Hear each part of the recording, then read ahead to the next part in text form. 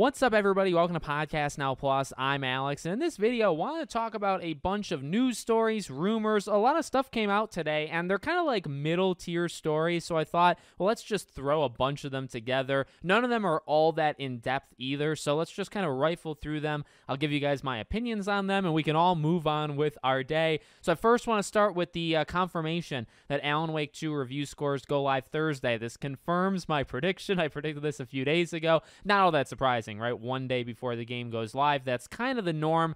Separate, I guess, like sometimes Xbox and PlayStation break that trend, but most times in the past couple of years, it's been a day before. I don't have a code. By the grace of God, maybe I can get one the day the review scores go live. I'm not expecting it. I mean, if I get it, that'd be great. But if not, I'll be playing this game Thursday, Friday. I'll be playing it every second that I'm awake for the first few days that game is out. So it'll be fun to see what the scores are. I hope that they're high. Not that it matters. You know, as I always say, make the decision based off yourself. I certainly have, and I certainly will. I am interested to see just how high, or like, does it get into the high 80s, the 90s, or maybe it's like in the low 80s and it's kind of surprising. I don't know. It'll kind of be fun. But the second thing is actually the review scores for Ghost Runner 2. Now, I'm not going to do like my normal where I look at like every single review from a certain thing. I'm not going to do that. However, the scores are out. It's got an 80. The review score, I will say this, like as a theme here, it's all over the freaking place. You know, you got things like 95s and 90s, but I think Push Square, and Push Square is actually a site I go on. I actually think it's a pretty good site.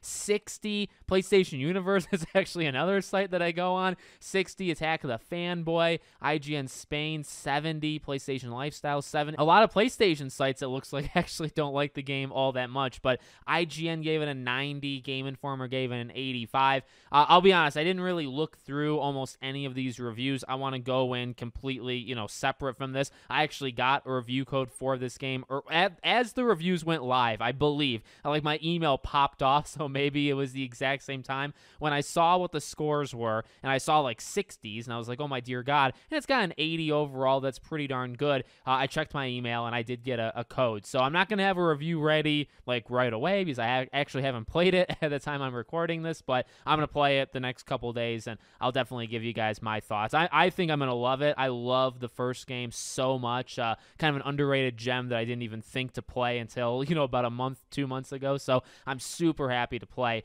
the second game. So that's the second story I want to talk about. Third story is this Xbox presentation. The name escapes me right now of what they're calling it, but this Wednesday morning, this upcoming Wednesday morning, they are doing a little show. And look, I'm not going to expect all that much from it. I think that's probably the best case scenario, right? You don't want to go in expecting the world, but they're going to show things like Alan Wake, which, you know, at that point, I actually don't need to see anymore, considering the scores would go live the day after and the game comes out 2 days after that. But they're showing like Infinite Wealth, right? Like a Dragon Infinite Wealth. So that's a big one. And then they say more, like there's some surprises I'm sure that's going to happen.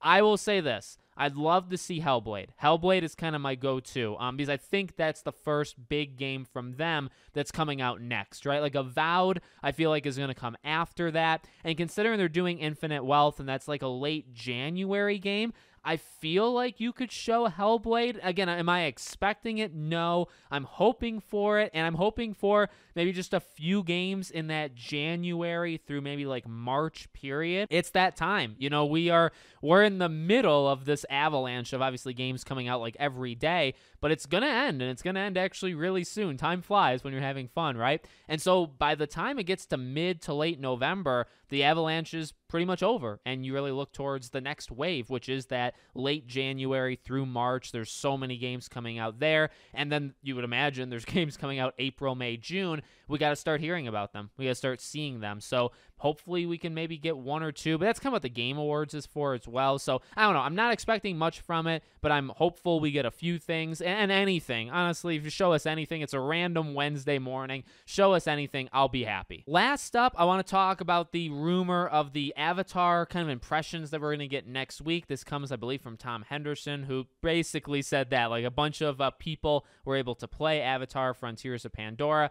I think the word on the street is for 3 hours. I'm not one of them, by the way, but people got to play it for 3 hours, and their impressions are going to go live next week. That's exciting because, as I just mentioned, this huge avalanche of games, that's the last one to me, to my eyes, when I look at the calendar of what's coming out in November. And then in December, this game is really the only big game that comes out in December. It's early in December, and then it's all over. So it's about time we start to see more because, we've seen a little bit of this game, and it looks pretty good. I'm actually rather excited for it, more excited than I was, I'd say, like a year ago for it. But we'll see what people have to say, because this is going to be the first real time that obviously people have, been able to touch it and play and, experience it for themselves. So it'll be cool to see what they are saying next week. There's other ones. I'll cap it at 4 stories. I feel like that's quite a bit to chew on. Let me know what you guys think in the comments. Make sure, as always, you're subscribed to the channel, bell icon turned on, and I hope to see you all on the next one.